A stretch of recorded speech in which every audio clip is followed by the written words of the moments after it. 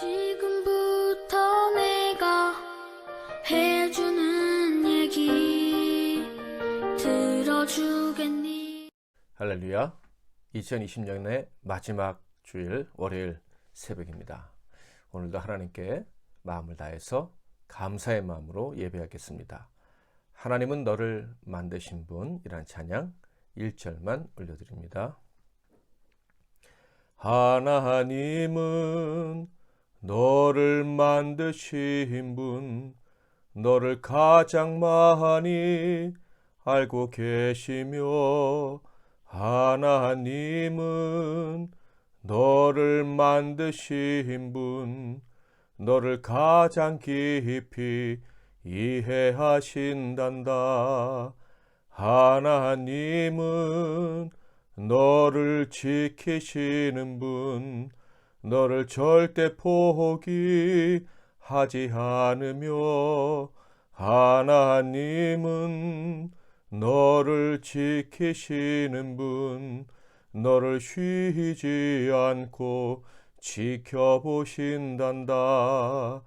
그의 생각 셀 수 없고 그의 자비 무궁하며, 그의 성실 날마다 새롭고 그의 사랑 끝이 없단다. 오늘 하나님께서 주시는 은혜의 말씀은 시편 40편 말씀이 되겠습니다.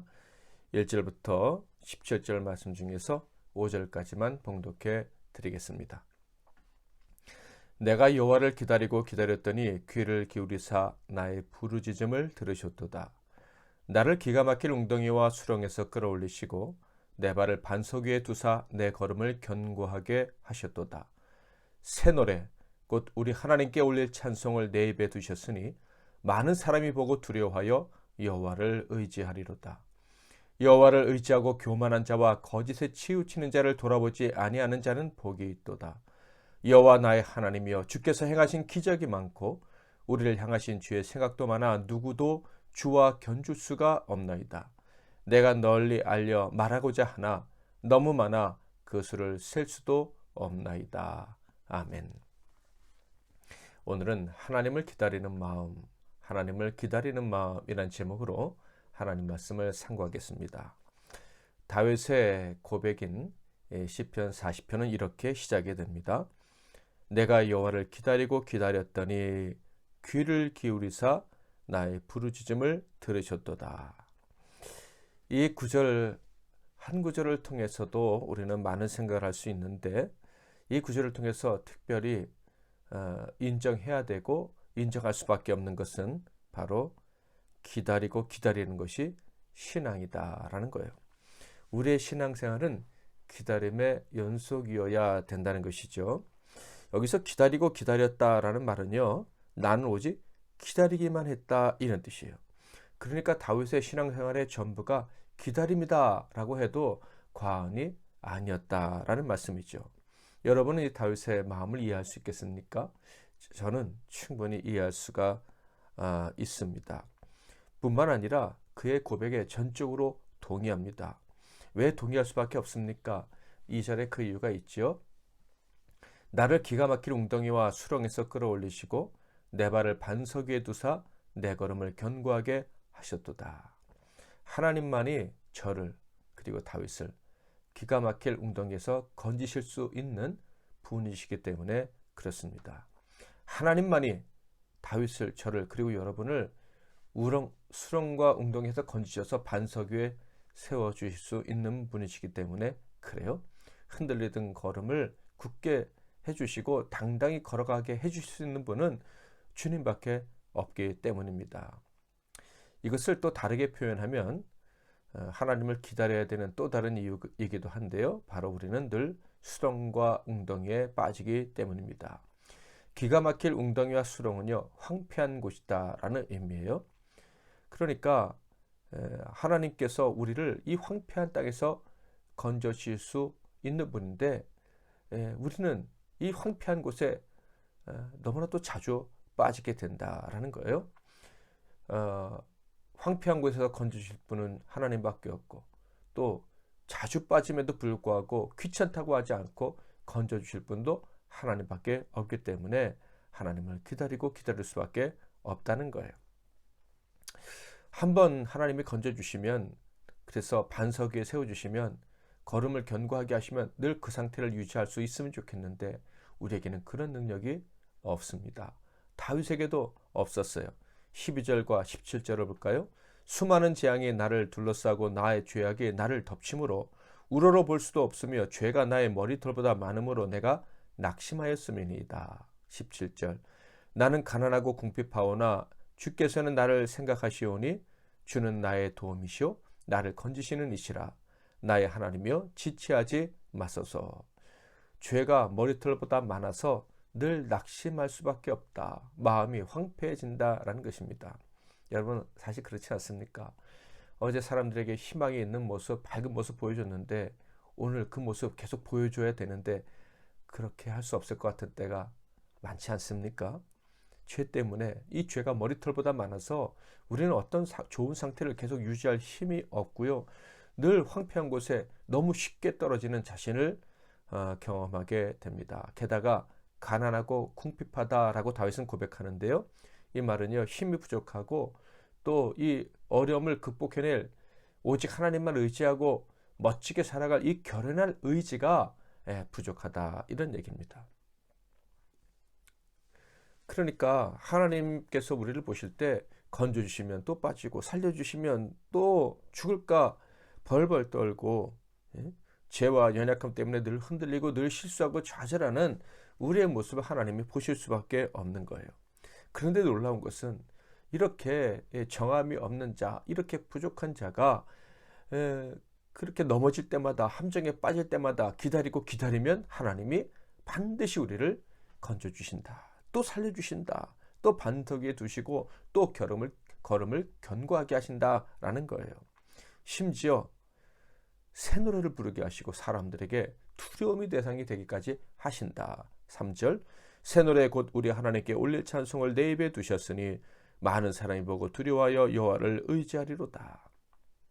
이 정함이 없는 사람을 하나님께서 그 입으로 하나님을 찬송할 수 있도록 늘 기회를 주신다. 하나님이 또 살려주셨습니다. 하나님이 또 구원해 주셨습니다. 이 부족한 자를 불쌍히 여기주셨습니다. 하나님은 사랑이십니다. 라고 고백할 수 있도록 은혜를 주신다. 게다가 사람들이, 야, 저 사람은 정말 하나님의 도우심을 받는 사람이야. 저 사람은 참 희한해. 하나님이 분명 도우시는 게 확실한 것 같아. 이렇게 말을 하고 고백을 할 수밖에 없도록 만들어 주신다 하는 거예요.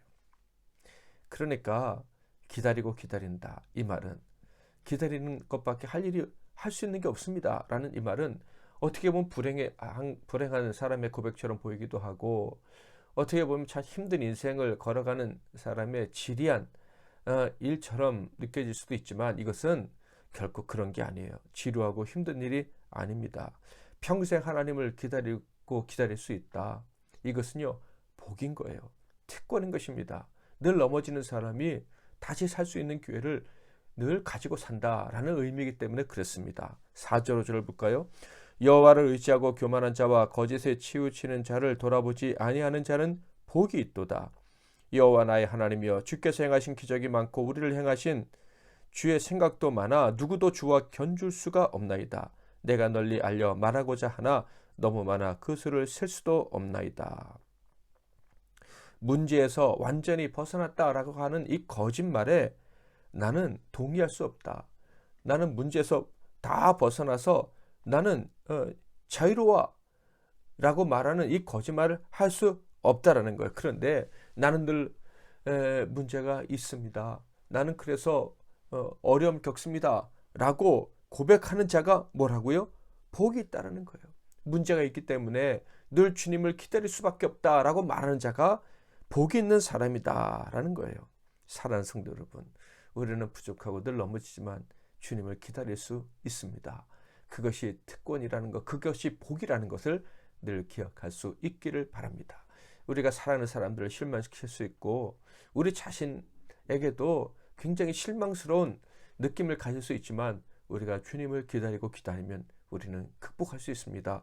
회복될 수 있습니다. 다시 든든히 서서 살아갈 수가 있습니다. 언제나 그것이 아무리 많이 반복되어도 괜찮습니다. 그런 삶이 주어졌다는 것 자체가 복이에요. 그것이 없으면 한번 쓰러졌을 때 다시 일어서지 못하는 것입니다. 늘 하나님 앞에서 우리의 연약함을 인정하고 주님의 도우심을 기다리고 기도할 수밖에 없는 이런 우리를 하나님은 멸시하지 않으시고요. 놀라운 일을 행하신다. 기적을 행하시고 또 우리를 향하신 하나님의 생각, 사랑의 마음이 얼마나 큰지 깨닫게 하신다는 거예요. 그것이 너무 많아서 셀 수도 없다라고 이야기를 하는데 이 말은요.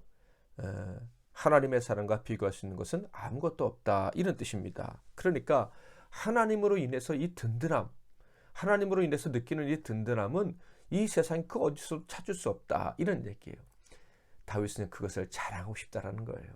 나는 늘 넘어지지만, 나는 늘 부족하지만, 궁핍하지만, 힘도 부족하고 결연한 의지도 없지만 주님을 기다리고 기다리니 이렇게 내가 복을 받고 산다. 나는 이것을 자랑하고 싶은데 너무 많아서 그 자랑거리가 셀 수도 없다 이렇게 고백하고 있는 거예요. 이렇게 우리에게 힘이 되어주시는 사랑의 하나님이 우리에게 원하시는 것은 뭘까요? 6절 주께서 내 귀를 통하여 내게 들려주시기를 제사와 예물을 기뻐하지 아니하시며 번제와 속죄제를 요구하지 아니하신다 하신지라. 대가를 요구하시지 않는다는 말씀이죠. 어떤 특별한 자격 요건도 요구하지 않으신다는 거예요. 법도를 잘 지키거나 기도할 때 특별히 바른 자세, 남들보다 똑바른 자세를 갖는다거나 학식 체력 이런 거 요구하시는 게 아니라는 거예요. 외적으로 보이는 그 어떤 것을 요구하시는 게 아니에요. 주님께서 원하시는 것은요. 7절부터 10절 읽어볼까요? 그때 내가 말하기를 내가 왔나이다. 나를 가리켜 기록한 것이 두루마리 책에 있나이다. 나의 하나님이여 내가 주의 뜻 행하기를 즐기오니 주의 법이 나의 심중에 있나이다 하였나이다. 내가 많은 회중 가운데에서 의의 기쁜 소식을 전하였나이다.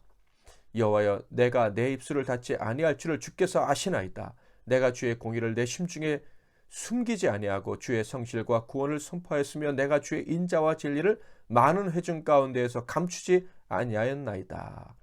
이것을 한마디로 말하면 하나님을 사랑하고 그 말씀에 순종하는 거예요. 그것밖에 없어요. 물론 우리는 완전히 순종할 수 없습니다. 6절의 말씀에 보면 다윗도 알고 있었어요. 완전히 순종하실 수 있는 분은 예수 그리스도밖에 없다는 것을.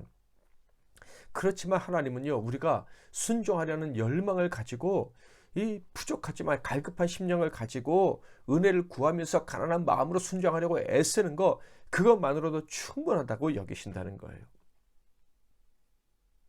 다윗은 알고 있었습니다. 하나님이 이 부족한 나를 불쌍히 여겨주시면 하나님을 기다리고 기다릴 때 반드시 만나주시고 기적을 베풀어 주시고 하나님의 사랑을 보여주신다는 것을. 11절 여호와여 주의 긍휼을 내게서 거두지 마시고 주의 인자와 진리로 항상 나를 보호하소서.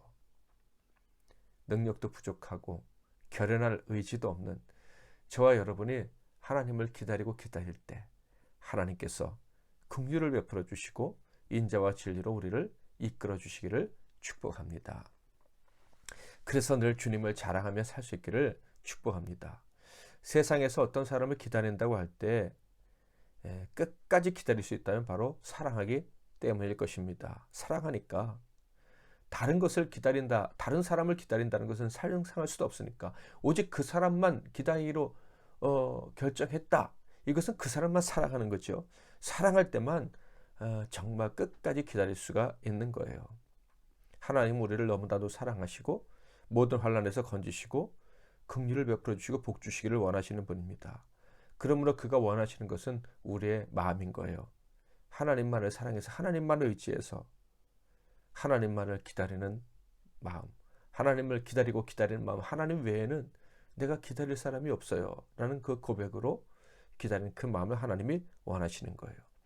하나님은 우리의 사랑을 원하실 분입니다. 세상 신들과 세상 사람들과 비교할 수 없는 큰 사랑으로 우리를 사랑하신 그 하나님의 사랑을 알고 우리가 그분을 사랑하기를 하나님이 원하신다. 우리 삶의 모든 어려움, 황폐함, 부족함, 이것은요 하나님을 기다리는 그것만으로 해결받을 수 있습니다. 하나님을 사랑하는 것만으로 해결받을 수 있습니다. 이것을 믿으시기를 바랍니다. 물론 이것은 세상 사람들의 조롱거리가 될 수 있지요. 그러나 정말 주님을 사랑한다면 세상의 조롱거리, 비난 같은 것은 우리에게 아무것도 아닙니다. 다윗은 그럴 수 있었어요. 누가 뭐래도 그것은 미련한 방법이라고 말해도 아니야. 하나님만을 기다리는 것이 내가 복되게 반석 위에서 살 수 있는 길이야 라고 고백할 수가 있었던 것입니다. 물론 그것을 위해서는 기도와 간구가 동반되어야 했습니다. 기도 없이는 이 사람들의 조롱, 비웃음을 이겨낼 수가 없었고 갈대와 같은 마음을 잡을 수가 없다는 것을 다윗이 알았기 때문이죠. 14절부터 16절을 볼까요? 내 생명을 찾아 멸하려 하는 자는 다 수치와 낭패를 당하게 하시며 나의 해를 기뻐하는 자는 다 물러가 욕을 당하게 하소서. 나를 향하여 하하하하 하며 조소하는 자들이 자기 수치로 말미암아 놀라게 하소서. 주를 찾는 자는 다 주 안에서 즐거워하고 기뻐하게 하시며 주의 구원을 사랑하는 자는 항상 말하기를 여호와는 위대하시다 하게 하소서. 다윗은 하나님을 기다리는 마음밖에 우리를 살릴 길이 없다라고 하는 이 사실에 대해서 비난하고 조롱하는 자들에게 벌을 내려주시고 다윗과 같은 마음으로 하나님을 기다리는 자들에게는 복을 달라고 간구하고 있습니다. 기도 없이는 하나님만을 기다리는 이 마음을 지킬 수 없다는 것을 알았기 때문이죠. 오늘 이 다윗의 고백이 어떤 이들에게는 전혀 공감이 되지 않을 거예요. 마음으로 받아들여지는 말씀이 아니라는 것입니다. 바라기는 오늘 이 말씀이 저와 여러분에게는 공감이 되고 받아들여지고 붙잡고 싶은 말씀이 되기를 바랍니다. 이것이 오늘 우리가 기도해야 되는 그리고 앞으로 기도해야 할 이유가 될 수 있기를 바랍니다. 늘 하나님을 기다리는 그 마음, 하나님을 기다리는 것 외에는 내게 소망이 없습니다라고 고백하며 살아가는 이 마음이 저와 여러분의 마음이 될 수 있기를. 그래서 반석 위에서 견고하게 늘 서고 새 노래로 하나님을 찬양하며 살아가는 인생이 될 수 있기를 주님의 이름으로 축복합니다. 하나님은 너를 만드신 분. 1절 2절 찬양합니다. 하나님은 너를 만드신 분, 너를 가장 많이 알고 계시며, 하나님은 너를 만드신 분, 너를 가장 깊이 이해하신단다. 하나님은 너를 지키시는 분, 너를 절대 포기하지 않으며, 하나님은 너를 지키시는 분, 너를 쉬지 않고 지켜보신단다. 그의 생각 셀 수 없고 그의 자비 무궁하며 그의 성실 날마다 새롭고 그의 사랑 끝이 없단다.